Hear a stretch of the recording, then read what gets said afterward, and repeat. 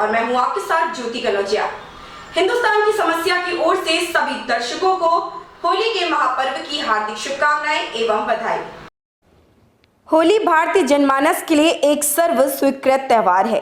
क्या गरीब, क्या अमीर, क्या छोटा, क्या बड़ा, हर कोई होली इस कदर खेलता है मानो सभी एक ही रंग में रंगे नजर आते हैं।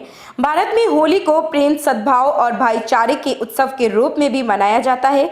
लेकिन क्या आप जानते हैं कि पौराणिक समय से होली की क्या कथा प्रचलित है?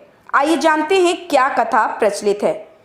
यह कहानी असल में पौराणिक काल से जुड़ी हुई है और पौराणिक काल में तब हिरण्यकश्यप नामक एक असुर रहा करता था। वह असुर बेहद ताकतवर था और अपनी सामर्थ्य से उसने तीनों लोकों में विजय पताका फहरा रखी थी।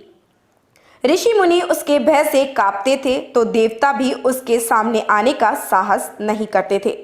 फिर मनुष्यों की बात ही कौन कहे, तीनों लोकों में उसके अत्याचार से त्राहिमाम मच गया था और उसका अत्याचार दिन पर दिन बढ़ता ही जा रहा था। ऐसा इसलिए भी था कि भगवान से उसे लगभग अजय होने का वरदान प्राप्त था। इसलिए निर्भय होकर वह अपने कुकर्मों को बढ़ाता जा रहा था। उसकी ताकत का आलम यह था कि वह खुद को ब्राह्मण में श्रेष्ठ समझता था और भगवान विष्णु को लगातार अपशब्द कहता रहता था।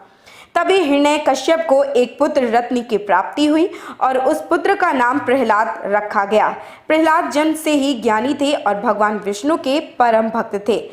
ज्यों ही वह थोड़े बड़े हुए तब हिरण्यकश्यप को अपने बेटे प्रहलाद के विष्णु भक्त होने का एहसास हो गया।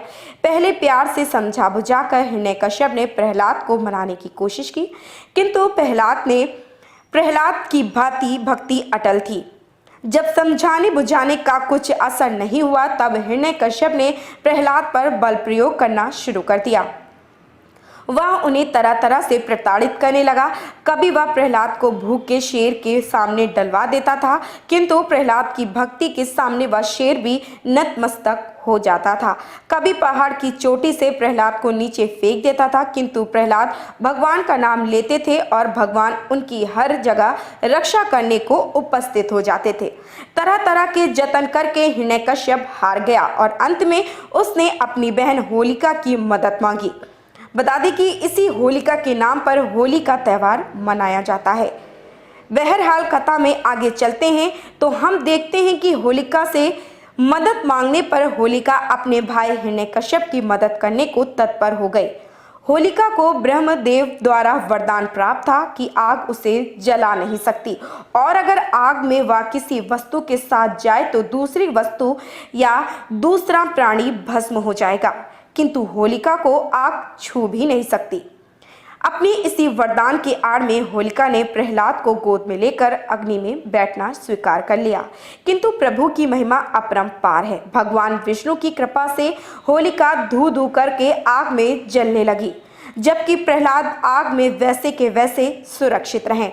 यह देखकर तमाम देवताओं ने पृथ्वी पर फूल बरसाए और भक्त प्रहलाद सदा सदा के लिए अमर हो गए और उनकी बहन के जलने की खुशी में ही होलिका दहन आज भी किया जाता है।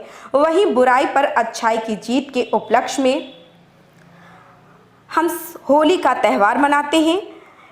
कई जगह यह किंवदंती भी प्रचलित है कि हिरण्यकश्यप की बहन होलिका इजोली नामक रामकुमार से प्रेम करती थी और कुछ ही दिन बाद हिरण्यकश्यप द्वारा प्रहलाद को जलाने के लिए मदद मांगने पर होलिका ने मना कर दिया था। लेकिन हिरण्यकश्यप ने उसे धमकी दी कि अगर वह प्रहलाद को जलाने में मदद नहीं करेगी तो वह उसका विवाह इजोली से नहीं होने देगा और इजोली को मार देगा। कहते ही अपने प्यार को बचाने के लिए होलिका आग में बैठ गई और मौत को स्वीकार कर लिया। इसके बाद की कथा हम सबको पता ही है। असुर हिरण्यकश्यप का अत्याचार बढ़ता ही गया और जब वह तलवार लेकर प्रहलाद को मारने दौड़ा तभी भगवान विष्णु नरसिंह अवतार में प्रकट हुए और हिरण्यकश्यप का वध किया। कहते हैं कि धर्म की रक्षा के लिए भगवान समय समय पर अवतरित होते रहते हैं और इस समय भी ऐसा ही हुआ।